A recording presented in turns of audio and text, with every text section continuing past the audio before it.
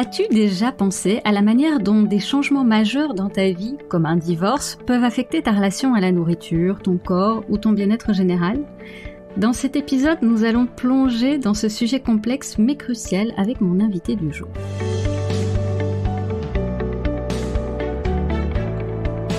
Mangerie M, le podcast qui te fait oublier les régimes pour embrasser une vie plus équilibrée et joyeuse, par Chloé De Smet, diététicienne holistique, tous les lundis dès 7h sur ta plateforme d'écoute préférée. Aujourd'hui, j'ai la chance de recevoir une femme inspirante, sophrologue et psychanalyste. Elle est l'auteure du livre « Divorcée après 40 ans, le guide de l'après-rupture amoureuse ». Cette Bretonne amoureuse de balades dans la nature a dû réinventer sa vie à 47 ans, au moment de son divorce. Ce qu'elle pensait n'être qu'une simple formalité s'est révélé être un immense défi, chamboulant tous ses repères. Mon invitée a su traverser cette période de grands bouleversements de sa vie et en ressortir plus forte. Et c'est pour cela qu'aujourd'hui, elle accompagne des femmes dans la même situation, qui se demandent comment gérer et garder la tête hors de l'eau, comment rester bien dans sa peau quand le monde autour semble se désintégrer. Que ce soit au cours d'un divorce ou d'un changement majeur de vie, chaque femme devrait pouvoir se sentir soutenue et conserver toute sa vitalité, notamment grâce à l'alimentation. Mais garder un régime sain et adapter ses menus au changement de la ménopause, en plus de tout le reste, peut sembler un véritable tour de force. Mon invité vient donc te partager son expérience dans le domaine et ses clés pour, à ton tour, te sortir grandi de cette épreuve. Un tout grand merci Florence Cohen d'être avec nous aujourd'hui et d'avoir accepté mon invitation. Merci à toi Chloé, je suis ravie d'être là, de parler d'alimentation. Quand tu m'as proposé d'ailleurs l'invitation, je me suis dit mais qu'est-ce que je vais pouvoir dire ? Mais tellement de choses en fait que je suis vraiment contente de partager ça avec tes auditeurs, tes auditrices pour oui, tout est chamboulé quand on divorce, mais pas qu'au moment d'un divorce, c'est-à-dire que la nourriture, c'est pour moi, un sacré défi selon les changements que l'on vit, selon les situations que l'on vit, et c'est comment accueillir ces changements dans notre vie au quotidien avec justement la nourriture. Voilà, en tout cas, un très grand merci de m'accueillir sur ta chaîne. Merci à toi. Et c'est vraiment pour ça, j'ai pensé à toi évidemment parce que je reçois beaucoup de femmes qui viennent me voir concernant leur poids, leur apparence physique et autour de la quarantaine. Et elles subissent aussi des grands changements dans leur vie, mais c'est pas forcément un divorce, mais ça peut être le départ des enfants de la maison, ça peut être un changement de travail, différentes situations. Et je vois à quel point ces changements impactent tous les domaines de leur vie et notamment l'alimentation aussi, et donc on va un petit peu en parler aujourd'hui. Je voudrais commencer par te demander quelle a été ta principale motivation pour écrire ton livre « Divorcée après 40 ans, le guide de l'après-rupture amoureuse ». Comment tu as eu l'idée d'écrire ce livre et comment ce sujet se connecte avec le bien-être émotionnel des femmes aussi ? Alors, l'idée m'est venue il n'y a pas longtemps, je crois que je réfléchis, je crois en 2021-2022.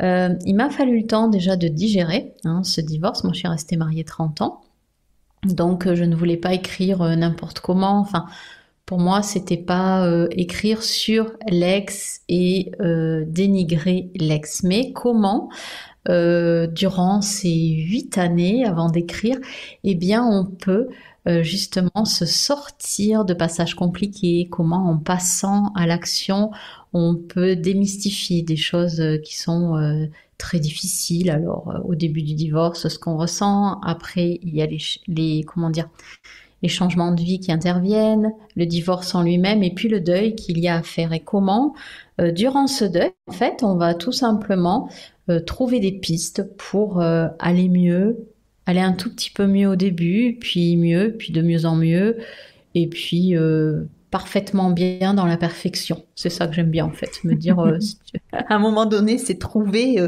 son équilibre dans le déséquilibre. Parce que faut pas rêver, on sera jamais, et puis de toute façon, c'est pas le but, on sera jamais avec le sourire jusque-là, H24. Ça n'existe pas.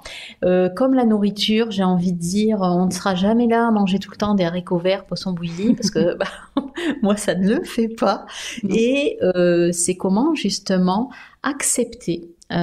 Pour moi, aujourd'hui, c'est ça, c'est s'accepter, accepter qu'on ait des phases où ok, c'est pas terrible, on a besoin de manger peut-être un Queen Yaman ou bien du chocolat ou bien avoir une nourriture qui sera peut-être déséquilibrée, mais avoir les clés justement pour rebondir quand on sent que, eh ben, ouais, ça serait peut-être mieux que je mange un peu des haricots là, avec de la salade et des sardines parce que j'aime ça aussi, mais ne pas, tu vois, me flageller parce que à un moment donné, on a le droit aussi d'être dans ces phases où on a besoin de se consoler peut-être, on a besoin de se réconforter.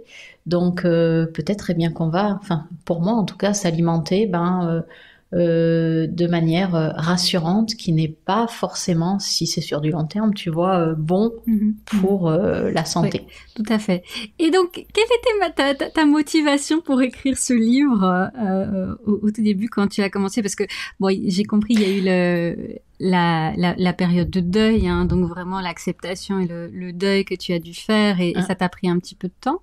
Et puis tu t'es dit que tu allais écrire un livre. Comment ça t'est venu cette idée en fait? Alors moi, j'ai toujours écrit. Hein, faut savoir que bon, depuis 2010-2011, j'avais ouvert mon premier site. Enfin, j'ai eu plein de sites où j'écrivais déjà. Et ma motivation, ça a été d'écrire avec ma façon d'être, ma façon de voir les choses, ma façon de les vivre. Quelque chose de léger, quelque chose qui soit pas plombant. Ok, on divorce, mais après on fait quoi? Hein, on reste pas, pour les femmes qui veulent s'en sortir, on reste pas là sur son canapé à pleurer. Ok, c'est dur, ok, c'est pas facile, mais moi j'avais plus la motivation de les aider avec des petits trucs punchy, avec des petites actions qui mangent pas de pain, mais qui sont, qui mangent pas de pain, mais qui sont tellement agréables, tu vois, si on les prend au quotidien, si on s'exerce au quotidien. Et donc c'est vrai que moi, les beaux retours que j'ai eus de mes bêta-lectrices, c'était que c'est facile à lire et puis on peut le reprendre quand on veut.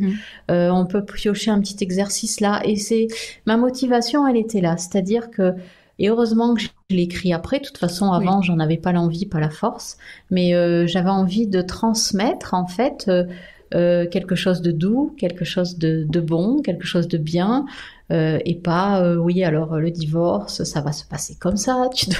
non, parce que il y a la reconstruction et même l'alimentation de toute façon passe par là. Moi je sais que je suis là pour ça, pour en témoigner. Je suis passée par des phases de grands dérèglements au niveau de l'alimentation. Donc, oui, c'est ce que je voulais te demander, hein, de parler un petit peu de ces défis que vont rencontrer des femmes dans ta situation, qui à la fois sont confrontées au divorce, mais aussi à l'évolution du corps de la femme. Hein. Après 40 ans, on est dans toute cette période de périménopause, et donc voilà, on n'est pas toutes égales face à cette évolution, donc ça arrive pas toutes au même âge. Mais c'est vrai que hormonalement, on sent qu'il y a des choses qui commencent à changer. L'énergie, à la fois qui est prise dans le divorce, mais à la fois qui descend un petit peu à cause des hormones, tout ça qui se mélange en même temps. Comment toi tu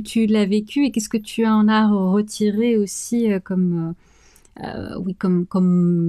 apprentissage, et qu'est-ce que tu peux partager aussi comme astuce ou comme conseil?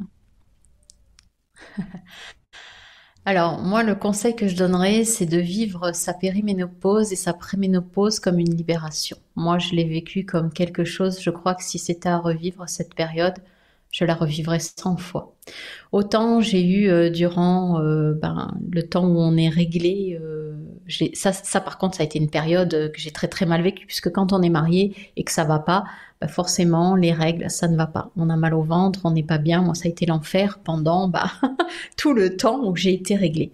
Par contre, à partir de la préménopause, quand j'ai commencé à avoir les bouffées de chaleur, j'ai quand même été suivie par des personnes vraiment génial. Donc, je me suis équilibrée avec la nourriture, une nourriture donc sans gluten, pas d'alcool, bourgeons d'érel, bourgeons de framboisier. Et j'ai envie de dire que j'ai traversé cette phase avec des hauts et des bas. C'est-à-dire que oui, j'avais chaud, oui, je pouvais expanser mes émotions. C'est-à-dire qu'à ce moment-là, j'avais un compagnon qui en a pris plein la tête pendant 2 ans, parce que on était dans une relation qui était comme ça. Moi, pour me permettre de sortir aussi de quelque chose, parce que j'étais en travail sur moi, j'étais quand même accompagnée par mon psychanalyste à l'époque. Et j'ai envie de dire, mais j'ai vécu comme une libération cette absence de règles. Il y a absence de règles, au sens propre, et absence de règles, et où j'ai pu, moi, carrément m'ouvrir sur mon monde à moi, dire stop quand j'avais besoin de le dire. Mais j'ai vécu ça, mais c'était tellement chouette. Et ce qui a été vraiment très drôle, symboliquement parlant, c'est que moi, l'absence de règles s'est arrêtée juste la veille de mon anniversaire. Et depuis, je crois, alors je sais plus maintenant combien d'années, peut-être 4 ans, je crois, donc j'ai plus de règles du tout. Mais je l'ai vécu vraiment comme quelque chose de magique, même si c'était, parce qu'on en fait tout un foin de cette préménopause et de cette ménopause. Mais je pense que pour moi, c'est vraiment si on s'autorise à se libérer de tout ce qui nous faisait mal, de tout ce qui était contraignant, c'est vraiment une sortie pour aller vers une femme différente, vers une femme qui renaît à autre chose. Alors ensuite, après, j'ai suivi quand même les petits conseils alimentaires au début. Pendant cette période, parce que les bouffées de chaleur, c'est vraiment en lien avec la nourriture. Et si on suit vraiment les conseils, je veux dire, c'est vrai que les bouffées, ça me nuise. C'est vrai que ça faisait beaucoup de bien. Et puis ensuite, quand je me suis séparée il y a maintenant 4 ans et demi, moi j'ai eu des phases, enfin j'ai toujours eu, je vais pas vous dire qu'au niveau alimentaire c'est super carré. Non, par contre, mes produits, je les achète sur le marché, c'est bio, ce sont des bons produits. Et même si je dérive, parce que mon petit talon d'Achille, c'est le sucré, c'est quand même des produits que je vais acheter chez de bons artisans chocolatiers ou des trucs comme ça. Quand on mange comme ça pour combler, pour supporter le défi qu'il y a à relever quand j'étais ou chez le psy ou parce que je travaillais quelque chose, c'était des chocolats, c'était des sneakers, c'était... Moi, j'ai fait face, en fait, à un très gros défi dans ma vie. J'ai pris 30 kilos en une année. Donc ça, je sais pas, tu vois, en 1993, j'ai perdu ces 30 kilos en 10 ans. Et quand je suis arrivée face au miroir, j'ai senti un décalage entre ce que je voyais et ce que pensait mon esprit. Et c'était tellement violent ce que pensait mon esprit que là, j'ai dit, j'ai besoin d'être accompagnée. Donc là, j'ai commencé à être suivie en thérapie. Et le rapport à la nourriture, en tant que psychanalyste aussi, c'est le rapport à la mère. Donc c'est quelque chose qu'on n'évince pas, faut le savoir. Enfin, mais on peut, apprendre à se faire de la nourriture et pas à se faire du mal. C'est-à-dire que mal se nourrir, moi j'ai été boulimique aussi, donc pareil, pendant des années. Et donc ce qui m'a sorti de là, c'est d'avoir été suivie aussi en thérapie, ça m'a beaucoup aidée. Et puis après m'accepter dans mes travers de nourriture. Je ne suis plus boulimique, je ne suis plus grosse, mais par contre j'accepte ces moments. À l'époque, c'était des sneakers, des trucs comme ça. Et puis me dire, j'ai besoin, de combler, je me sens pas bien, je traverse une phase compliquée. Et puis dernièrement, c'est au niveau énergie. Moi, je me suis dit, Flo, c'est bien d'arriver en Bretagne, c'est bien de tout goûter. Mais moi, je vais avoir 57 ans et c'est vrai que je me suis dit, j'aimerais bien un peu plus d'énergie quand même. Donc, on va peut-être arrêter... Mais les trucs bons, sucrés. Après, je bois pas d'alcool. Donc, oui, si on va au resto avec des amis, je vais prendre un verre d'alcool et c'est, c'est vraiment périodique, c'est pas voilà. Ouais. Et mais j'ai envie de dire la nourriture, pour moi aujourd'hui, on doit jouer avec. Il y a ce quelque chose où, comme on se transforme au niveau du corps, comme tu le dis, à 40, à 50, euh, moi j'aime bien vivre ces transformations. C'est Ouais. pas gênant pour moi, parce que c'est pas plombant non plus. Pourquoi? Parce que j'aime le changement, j'aime les transformations, j'aime le fait de me dire, là aujourd'hui je mange moins de sucré et je m'équilibre plus dans des bonnes Ouais. choses. Je me dis, tiens, j'ai découvert, tu vois, un maraîcher qui Mhm. fait les légumes bio. Très chouette. Hein. Bah Ouais. allez, je vais vers, ouais, tu vois, je vais faire Ouais. ça. Si je suis fan de chocolat, bon bah hop, Ouais. je vais chez Ouais. l'artisan chocolatier, tu Et vois. justement, pour revenir un petit peu à cette période où c'était plus compliqué, parce que comme tu dis, tu as eu un passé boulimique, et alors justement, est-ce que c'était peut-être un petit peu... ça t'a traversé l'esprit quand tu as traversé cette période difficile, de dire «Oh, j'espère que je vais pas retomber là-dedans», ou tu étais déjà assez confiante en toi, dans ton rapport à la nourriture pour dire «Ouais, ça va aller, je suis sereine quand même par rapport à ça, même si il y a des moments où je mange plus de sucré ou de chocolat». Comment ça s'est passé ça pour toi? Ça a été par phase en fait. Je me suis pas posé ces Ok. questions. À un moment donné, ça s'est arrêté, Mhm. tout simplement. Je ne me pèse pas, c'est-à-dire que ça Mhm. fait peut-être 3 ans que je n'ai pas de balance. Je me fie à mes vêtements, en fait. Je me fais confiance. Il y Super. a ce corps qui est, je trouve, assez intelligent pour nous interpeller quand ça va pas, Mhm. que ce soit au niveau des douleurs physiques. Ouais. Voilà. Mais après, j'ai envie de dire que on le voit pas forcément tout de suite. Tu vois, c'est-à-dire que moi, ce qui m'interpelle, c'est aujourd'hui quand j'ai une douleur. Je fais, ah tiens, oh mince, j'ai mal là aujourd'hui, tu Mhm. vois. Mais si elle dure pas, qu'elle s'en va dans les 30 secondes, c'est parfait. Mhm. Moi, aujourd'hui, mon corps ne me fait plus mal. C'est-à-dire que autant j'avais très mal au lombaire pendant des années, Mhm. et puis à partir de 50 ans, 51 ans, ces douleurs ont disparu parce que j'ai travaillé au niveau du psychique Oui. aussi. Et et en fait, pour la nourriture, c'est pareil. Tu vois, il y a ce fait de me dire, j'en ai marre de me sentir ballonnée. Tu vois, ces Ouais. derniers temps, il y a eu un été où j'ai profité un petit peu, même Mhm. si c'était pas non plus, comment dire, je buvais du pétillant, un Perrier, Mhm. j'allais au resto, un verre de vin, Mhm. je mangeais des petites choses qui me plaisaient bien. Et moi, vraiment, la saturation, c'est je ne veux plus me sentir C'est ballonnée. ça. Ouais. Donc, en fait, c'est vraiment, pour moi, ça passe au travers du corps. Mhm. Et puis, s'enlever tous ces, tu vois, pour moi, toutes ces choses. Alors oui, c'est peut-être se dire, on doit avoir un rapport taille-poids qui est correct au niveau de l'IMC à peu près, tu vois. Moi, je me dis, tant que je rentre dans Ouais. mon 40 pantalon, Mhm. 42 en haut, c'est mon Ouais. standard depuis plusieurs années. Mhm. Et ben c'est Ouais. parfait, tu vois. Ouais. Et puis je fluctue, Mhm. voilà. Il y a des moments où je sens que c'est serré, je me dis Mhm. ah t'es peut-être abusé, Mhm.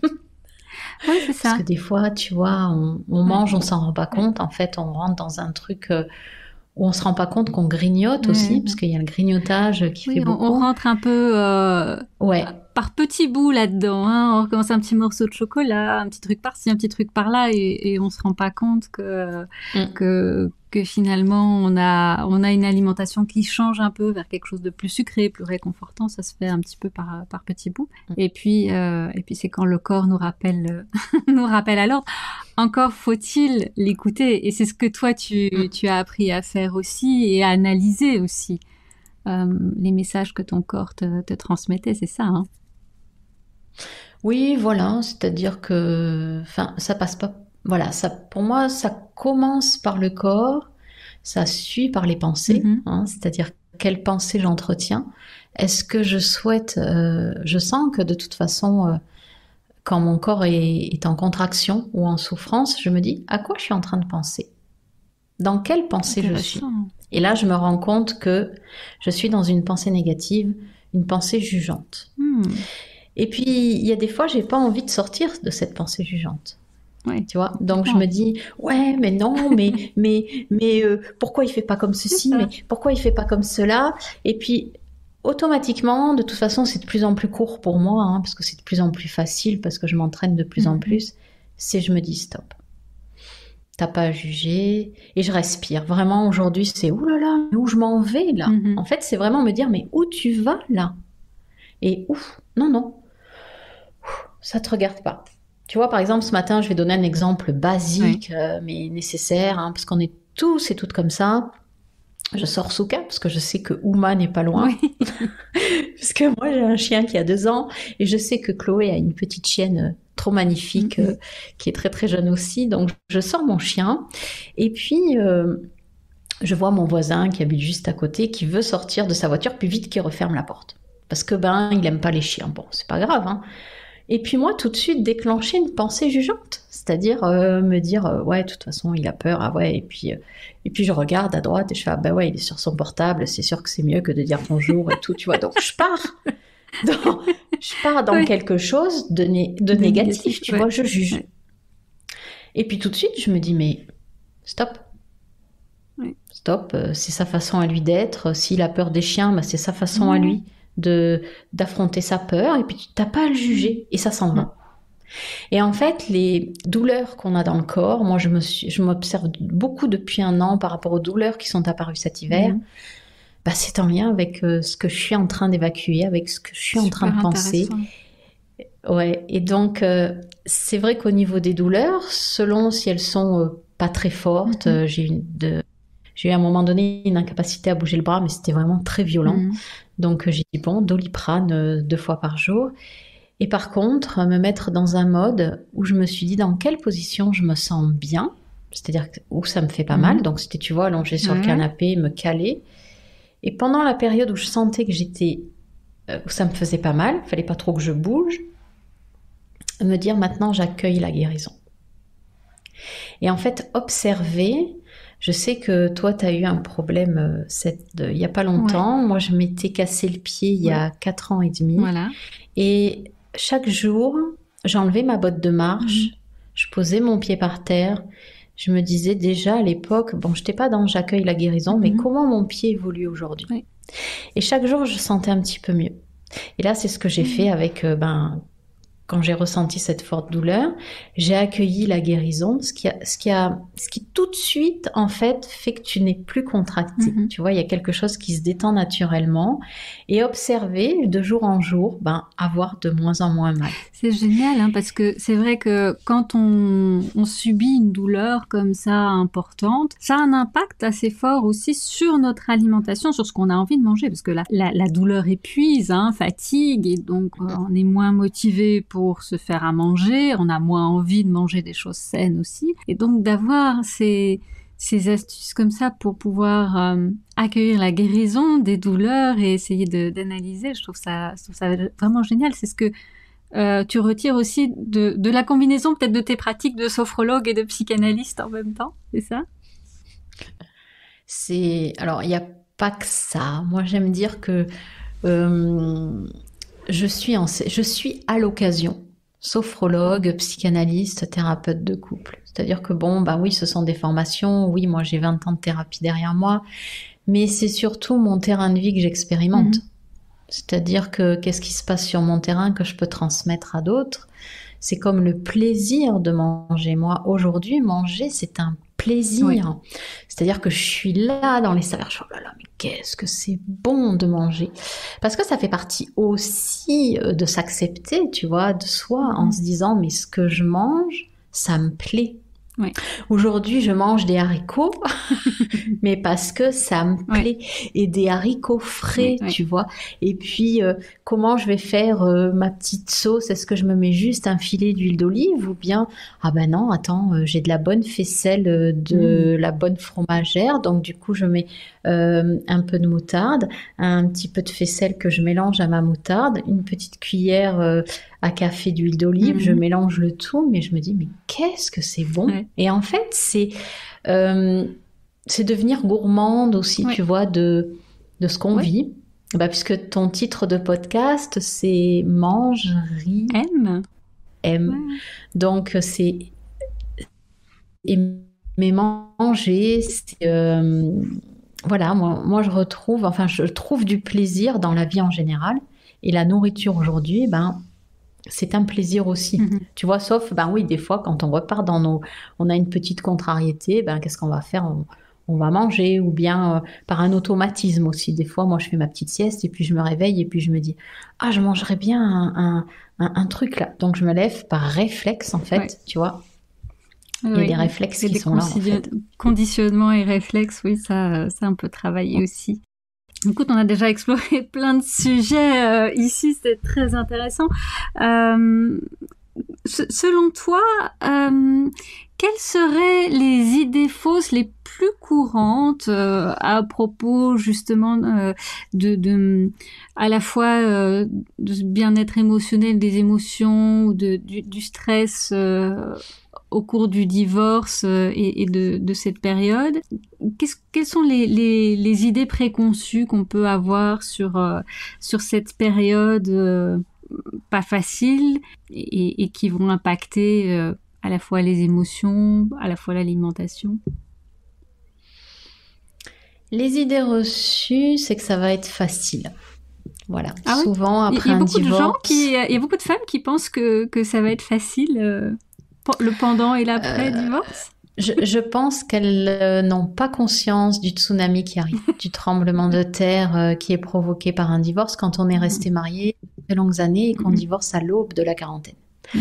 Pourquoi? Parce que en soi, il y a déjà rupture avec une vie d'avant. Il y a perte de repères, c'est-à-dire que perte de repères par rapport, on n'est plus marié, on n'est plus en famille, et il y a une perte identitaire qu'il va falloir se reconstruire, qu'il va falloir reconstruire, construire. C'est-à-dire qu'on n'est plus femme de, on n'est plus femme de monsieur un tel, parce que souvent c'est comme ça quand on est marié, je te présente, surtout en France. je suis femme, je te présente ma femme, ou je suis la femme de monsieur un tel. Donc il y a une perte identitaire qui est énorme, et je pense que la société, alors je dis pas les femmes, attention, je dis la société, fait croire aux femmes que comme il y a des réseaux de rencontres, comme le divorce s'est bien passé, c'est-à-dire que plus ou moins, bon, ça a été correct, et puis tu t'en sors quand même bien, tu vas pas râler, sois heureuse, déjà. Sauf que les émotions sont là. Sauf que elle se reconstruit comment? Elle a aucune idée, parce qu'elle devient une femme à part entière. Elle est plus femme d'eux, et puis elle perd tous ses repères. Et en plus de ça, il y a la préménopause, la ménopause, donc ça elles le savent pas, mais ça va déglinguer un maximum, hein. C'est franchement ça. Et puis il y a le rapport aux enfants qui va changer. Et ça, je crois que pour moi en tout cas, bon, tant mieux que ça ait changé pour moi. En même temps, j'étais en travail thérapeutique. Mais j'ai envie de dire, c'est ça qui est le plus perturbant. Et encore perturbant, c'est un mot gentil. Hein. Mais il y a tout ça qui change, en fait. Et donc, au travers de tout ça qui change, la femme qui divorce, à partir de 40 ans, elle va devoir trouver sa propre identité. Qui elle est? Qu'est-ce qu'elle aime? Qu'est-ce qu'elle n'aime pas? Et puis le dire, l'exprimer. Écoute, ça j'aime pas. Et même si par exemple un hamburger elle n'aime pas, elle pourra se dire 6 mois plus tard, oh là, mais qu'est-ce que c'est bon un bon hamburger. C'est aussi accepter de changer d'émotion, de changer d'avis, parce qu'on peut pas être tout le temps. Moi quand je vois les annonces de rencontres, mais je te jure, je me dis que je vais faire des sketchs parce que c'est trop tordant quoi. Non, mais je m'éclate. Quand le mec il te dit, je cherche une femme douce, gentille, comme ceci, comme cela. Mais gars, tu crois que franchement, je vais être douce toute la journée? J'ai pas le temps de me dire, tu vois, je vais être douce toute la journée. Je sais pas faire. Je vis. Je suis vibrante et je vis. Donc ça veut dire que la tristesse peut me traverser, la joie, la colère, ça dure pas, certes, mais je suis un être vivant, comme le ciel, comme les nuages, tu vois. Donc, oui, et c'est intéressant de te dire, parce que je rebondis, hein, tu disais que la femme divorcée, elle doit se trouver, se redéfinir. Et en fait, ça peut être intéressant pour toutes les femmes, hein. On n'a pas forcément besoin de divorcer pour ça. Je pense que c'est une bonne période à partir de la quarantaine. On a suffisamment de maturité aussi pour se dire, bon, allez, les enfants sont peut-être un peu plus grands, là. qui je suis moi, de quoi j'ai besoin, qu'est-ce que j'aime et bon. Alors forcément, quand on divorce, il y a ce tsunami et on n'a pas le choix que de le faire. Mais ça peut être intéressant aussi pour toutes les femmes hein, de se redéfinir en tant que femme et pas seulement en tant qu'épouse ou maman. Et c'est vrai que le départ des enfants force peut-être aussi à ça parce que bon voilà, les enfants sont grands, on est en couple depuis très longtemps, donc certes on est femme d'eux, mais ce couple ne monopolise plus toute l'énergie ou l'attention. Et donc, j'ai aussi souvent voilà, des patientes qui se disent, bon, bah, voilà, qu'est-ce que j'aime, moi, finalement j'arrive plus j'ai plus mes repères pour cuisiner, je dois plus cuisiner pour la famille, ou les enfants sont pas toujours là, et je mange mal parce que quand ils sont pas là, je sais plus quoi faire.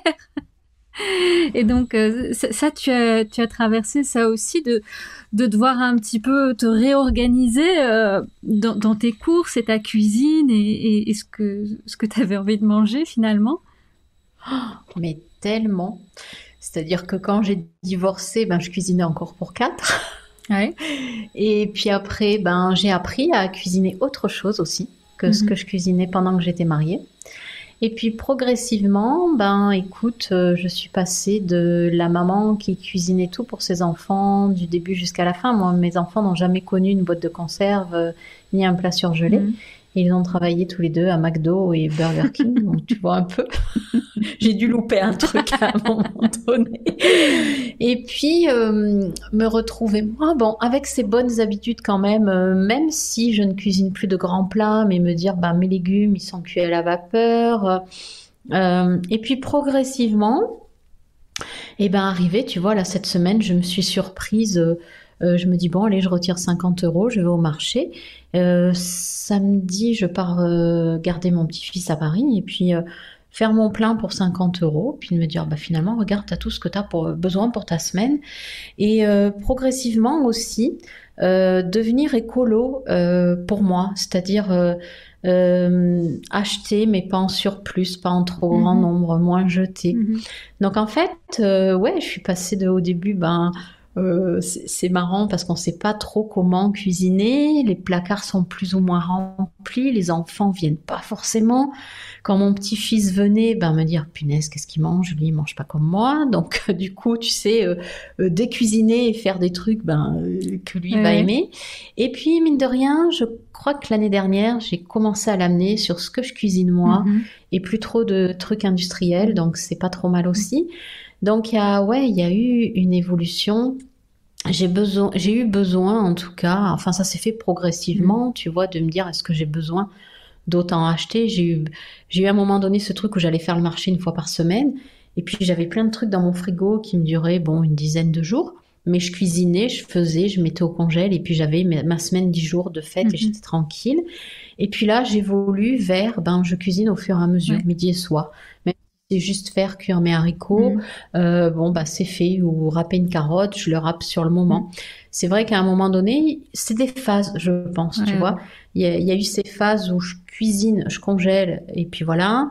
Il y a eu ces phases où je fais, puis j'ai pour 2-3 jours. Et là, j'essaye de faire, au cas par cas, midi et soir. Tu vois, j'ai mes produits de combinaison et puis je fais comme ça. Et ça... Après, je voulais juste rebondir sur ce que tu as dit pour toutes les femmes à partir de 40 ans, même mariées. Parce qu'elles vont pas faire face aux mêmes défis. D'accord. Tu vois, il y a... Bon, moi, je prends mon cas parce que j'ai divorcé. Après, quand on est en couple avec l'autre, il y a l'autre qui, inconsciemment, va jouer sur les décisions qu'elles doivent prendre. Tout à fait. Donc, voilà. Après, c'est des petits conseils qu'elles peuvent peut-être prendre par-ci, par-là. Bon, alors après, c'est une fausse ou une vraie excuse. Après, quand on divorce, il faut aussi se lever, ces interdictions qu'on a, tu vois, dans notre tête et dire, ça je fais pas, mais pourquoi je fais pas alors qu'il y a personne qui m'interdit de, tu vois. Voilà, c'était juste le...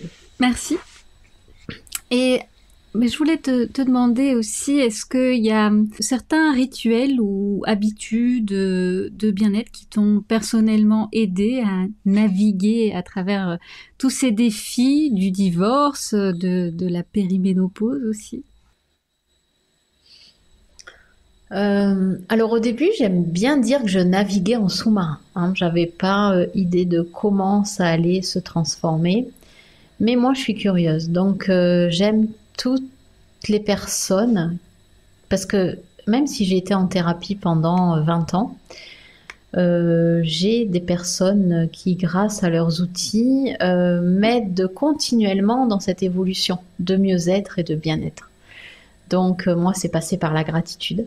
C'est passé par dire merci le soir, chercher des pointes de positivité alors que j'en trouvais pas une seule. Ben, je m'endormais pas tant que j'en avais pas trouvé une. Et puis aujourd'hui, donc 9 ans et demi plus tard, bon, ça, il s'est pas passé 9 ans et demi avant d'en arriver à l'état d'aujourd'hui, mais le fait de muscler ça fait que je remercie toutes les expériences qui m'arrivent, qu'elles soient bonnes ou mauvaises. Parce que mauvaise, je suis Mary Poppins et donc je les transforme en bonnes. Il y a quelque chose, il y a que moi qui ressens, c'est moi qui me fais mon film en fait, tu vois. Il y a que moi qui peux les transformer en positif. Donc ça, c'est vraiment très chouette d'une situation où on va juger quelqu'un, juste se dire hop hop hop, c'est pas à moi, ça m'appartient pas. Il a le droit d'être lui comme il veut, elle comme elle veut. Et ça, aussi bien pour nos enfants que pour nos parents, parce que ça part de là. Et puis, il y a tout le temps, voilà, moi je sais que le soir je me couche et puis je fais un bilan de ma journée et je me dis, qu'est-ce qui a été magique dans ta journée? Ah ouais, il y a ça, il y a ça, il y a ça. Puis des fois je pars en jugement, mais me dire, ah non, non, non, ça aussi c'était bien, il y a ça, il y a ça. Et en fait, de muscler ça, ne serait-ce que le soir, de se lever pas en mode automatique aussi, tu vois, ce matin je me suis surprise, j'étais là, je fais, oh punaise, je suis pas en avance. Mais me dire non, te lève pas tout de suite. Et comment tu veux que ta journée se déroule, tu vois? Qu'est-ce que là, tu es dans ton lit, qu'est-ce que tu peux apprécier avant de te lever? Puis tu vois, c'est encore, c'était 7h moins quart, c'était sombre. Me dire, oh, ben là, je suis bien dans mon lit, je prends le temps. Qu'est-ce que je vais apprécier au cours de ma journée? Et déjà, tu vois, se programmer en mode positif, pas juste je me lève vite, je vais faire mon café vite, je pars au travail vite, je sors mon chien vite. Moi, c'est quelle expérience va me faire vivre mon chien ce matin qui, lui, renifle par terre, trouve des petits trucs à grignoter par terre. Enfin voilà, tu vois, donc j'essaye d'être dans ce mode-là, mais ce qui est magique, c'est ça, c'est-à-dire que c'est à la portée de toutes et de tous, c'est-à-dire que respirer, dire merci, d'être en gratitude par rapport à ce que la vie nous envoie, tout est cadeau pour moi aujourd'hui.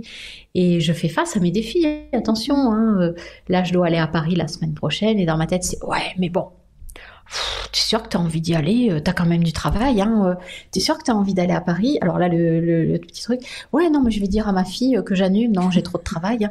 Non, mais ton petit-fils, quand même, là, ça fait 9 mois que tu l'as pas vu, et puis il est là, il t'attend de pied ferme. Et sentir à l'intérieur de moi qu'il y a encore cette dualité, parce qu'avec les enfants, ben, c'est pas simple, hein, tous les jours. Et puis voir ma fille qui m'envoie des messages parce qu'on est en train de mettre notre semaine au point. Elle part en vacances et donc c'est moi qui la relais pour mon petit-fils. Puis à un moment donné, me dire mais qu'est-ce que c'est chouette là ce que je suis en train de vivre avec elle. On est en train de, tu vois, de partager, ben tiens maman, alors il y aura ça, il y aura ça. Et plutôt que d'être dans le dur comme j'étais il y a peut-être quelques temps en arrière, et ben me dire waouh, mais c'est chouette, mais c'est top. Et transformer tout ça, tu vois. Et c'est ça qui est pour moi chouette. Et pareil dans la nourriture, tu vois, je peux avoir les Queen Yaman en Bretagne, mais c'est une tuerie, quoi, tu vois.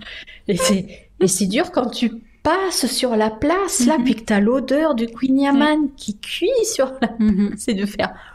Je résiste. Ouais, d'accord, allez. Alors, pour les Belges qui connaissent pas le Queen Amman et qui nous écoutent, le Queen Amman, c'est une pâtisserie à base de beurre, de sucre, d'un petit peu d'œuf et d'un petit peu de farine. C'est ça, hein, voilà. C'est ça.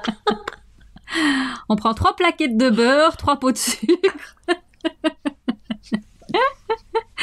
Mais bon, après, je me console en me disant, dans mon café, je mets pas de sucre. Oui. Ça sera ma petite douceur de la journée. Ouais.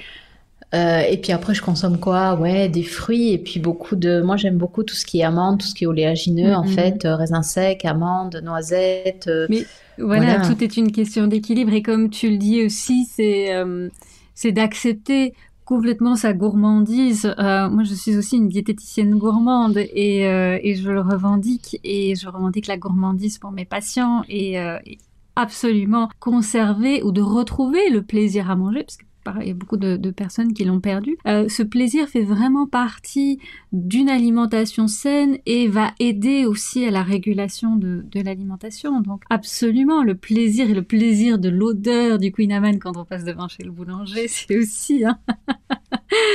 Voilà, c'est important. Mais j'ai envie de dire, tu vois, quand tu dis c'est génial justement, le plaisir de l'odeur du Queen Amman. Pour moi... On peut se sentir bien quand on accepte que tout est plaisir. Quand tu vois, quand tu dis, tu peux très bien être sur la place et puis sentir cette odeur et te dire, mon Dieu, qu'est-ce que ça sent bon. Parce que ça te nourrit. Ouais. Même si tu vas pas acheter le Queen Amman, te dire, waouh, qu'est-ce que j'aime cette odeur. Qu'est-ce que j'aime ce ciel bleu. Ça passe par des tout petits plaisirs simples. C'est-à-dire s'accepter, c'est aussi ça, tu vois. Et du coup, je pense que je n'irai pas acheter un Queen Amman tout de suite dorénavant. Quand il y aura l'odeur. Bon, des fois je résiste, je l'achète pas.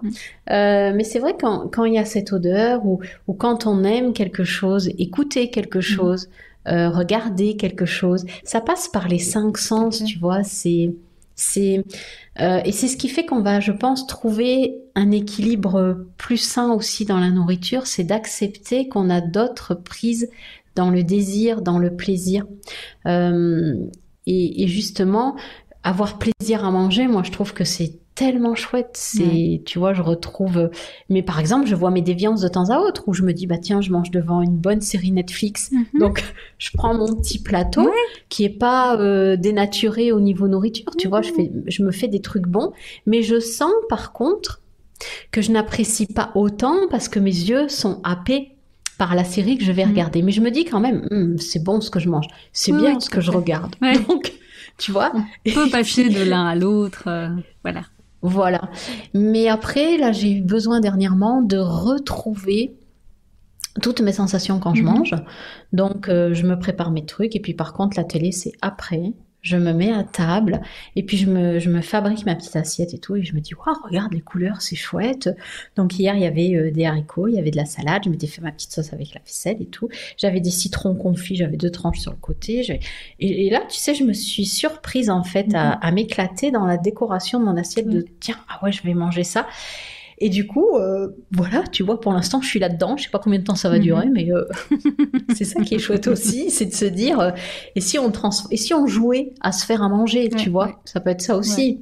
Ça peut être un terrain de jeu et puis un terrain d'exercice où on se dit pourquoi se dire, oh merde, je dois me faire à manger. J'ai pas envie, parce qu'il y a ça aussi. On est seul, pour qui on cuisine. Voilà, pour soi. Ouais. De l'importance de prendre soin de soi. Je pense qu'on pourrait en parler vraiment pendant des heures. On a plein de choses à partager, mais le temps file et on arrive déjà à la fin de ce podcast. Et donc, pour clôturer, quel est le message essentiel que tu aimerais que chaque fan retienne de cette conversation pour l'aider à traverser des périodes délicates, tout en cultivant leur bien-être physique et psychologique? Comme m'a dit ma précédente intervenante dans un de mes épisodes de podcast, n'hésitez pas à faire appel à quelqu'un. N'hésitez pas à vous faire aider parce que c'est la clé. Ça peut être, moi je sais que j'y suis arrivée parce que peut-être j'ai eu à un moment donné des conseils d'une diététicienne ou d'une personne. Donc n'hésitez pas à faire appel. Pourquoi ? Parce que tout simplement, vous allez avoir des pistes, que ce soit Chloé, quelqu'un d'autre, que ce soit quelqu'un... mais j'ai envie de dire, c'est important d'avoir déjà un carnet de route donné par un professionnel que vous allez garder à vie quoi qu'il arrive. C'est-à-dire que c'est pas parce qu'on va voir une diététicienne, c'est pas parce qu'on perd peut-être pas les kilos qu'on voudrait que ça fonctionne pas. Parce que le souci, moi j'aime bien ce fait, moi je suis anti-régime, c'est-à-dire que je me dis les régimes, ben on n'a pas besoin de régime, il faut qu'on soit bien dans notre peau et tout roule après. Mais j'ai envie de dire d'avoir déjà des conseils de base, ça aide énormément. Moi je sais que je continue à prendre des conseils auprès d'experts qui sont pas dans le même domaine que moi. Pourquoi? Parce que ben j'ai besoin de leurs conseils, j'ai besoin d'avoir des choses que moi je ne connais pas, pour non pas me dire je donne raison à l'expert, mais pour moi transformer ce que l'expert va me donner dans ma vie de tous les jours et puis être mieux. Voilà, ouais. Donc moi je me suis dit, si là j'y arrive pas à dégonfler et puis à me réalimenter comme il faut parce que je pars dans tous les sens, ben, j'irai voir une diététicienne, tu vois, je me le suis dit. Et puis ben ça s'est équilibré tant bien que mal, donc je me dis tant mieux. Mais c'est vrai que je n'hésiterai pas, si je sens que je continue avec mes grignotages, mes trucs comme ça, de me dire, bon là, tu as peut-être besoin de quelqu'un qui te donne, tu vois, des pistes pour te rééquilibrer. Et ça, peu importe la sphère de vie. Donc ça, c'est mon conseil parce que, vous allez vous dire, ouais, mais elle est ceci, elle est cela. Non. Sans l'autre, on a besoin de fonctionner avec les autres déjà, au niveau social. Mais sans les expertises de tout le monde, moi je trouve que c'est riche les expertises de tout le monde en fait, et de pouvoir dire ben ouais, je fais appel à un ami, je fais appel à quelqu'un qui va me donner des pistes. Et ben c'est ça qui est chouette parce que on les a pas. Moi je suis pas diététicienne, je suis pas naturopathe, je me suis fait mon truc avec ma sauce à moi. J'ai quand même vu des personnes qui m'ont accompagnée durant, ou pas pour cette perte de poids. Mais après, j'ai envie, n'hésitez pas, voilà, de faire appel pour avoir un carnet de route. Oui. Moi, j'aime dire ça, voilà, un carnet de route, et puis après, le transformer à qui on est. Et puis, je trouve que c'est très intéressant, ça, ce que tu dis. C'est pas de s'en remettre complètement à un expert, mais c'est vraiment de toujours et de continuer à écouter son corps aussi, de s'écouter et de se dire ok, qu'est-ce que ça fait dans mon corps, qu'est-ce que ça me fait à moi en général quand j'applique ceci, cette méthode-là, ces conseils, est-ce que je vais vers un mieux, est-ce que au contraire il y a des parties de ces conseils qui me plombent complètement finalement et que j'arrive pas à mettre en œuvre. Et donc c'est toujours tester pour soi parce que les conseils doivent être toujours personnalisés et qu'on est chacun différent. Donc ça c'est très important. Merci beaucoup, merci Florence pour ce conseil. Et voilà. Et puis pour les personnes qui souhaitent te découvrir un petit peu plus, là je vais renoter les coordonnées de ton site internet, tes réseaux sociaux. Je remettrai aussi la référence de ton livre dans la description du podcast. Et ce qu'on peut partager aussi comme dernière petite pépite, tu parlais de ton rituel, des gratitudes et de te lever le matin en te demandant voilà comment tu as envie de vivre ta journée. Moi j'ai une petite ressource à partager aussi, ça s'appelle le journal de 5 minutes. Si vous avez envie d'être guidé dans cette réflexion-là et d'adopter de nouvelles façons de penser et de voir les choses, ce petit journal de 5 minutes, il va vous aider chaque jour à pratiquer ce que Florence vous a présenté là, pour être un petit peu plus en gratitude et voir les choses sous un angle peut-être un petit peu plus positif, sans forcer non plus, sans que ce soit la méthode Coué. Et donc je mettrai aussi les coordonnées de ce livre pour que vous ayez quelques ressources concrètes après nos échanges. Un tout grand merci Florence d'avoir passé ce moment avec nous. Merci Chloé, merci beaucoup de m'avoir invitée. C'est vrai que tu as eu raison de souligner le livre parce que moi je suis allée trop vite, mais j'ai commencé par le livre, par le noter ce qui était positif. Donc prenez ce qui vous inspire. Un grand merci à toi. Moi, je sais que maintenant, tu vas être aussi chez moi bientôt. Donc, voilà. Donc, Chloé, vous allez la retrouver aussi dans ce même format. Et c'est ça qui va être chouette. C'est-à-dire que là, ça va être Chloé qui va être sous les projecteurs du casque. Voilà. Merci beaucoup, Florence. Et donc, à très bientôt pour un nouveau podcast, mais dans des positions inversées alors. C'est ça. Merci, Florence. Au revoir. Mangerie M, le podcast qui te fait oublier les régimes pour adopter la joie, présenté par Chloé De Smet, diététicienne holistique, tous les lundis dès 7h sur ta plateforme d'écoute préférée.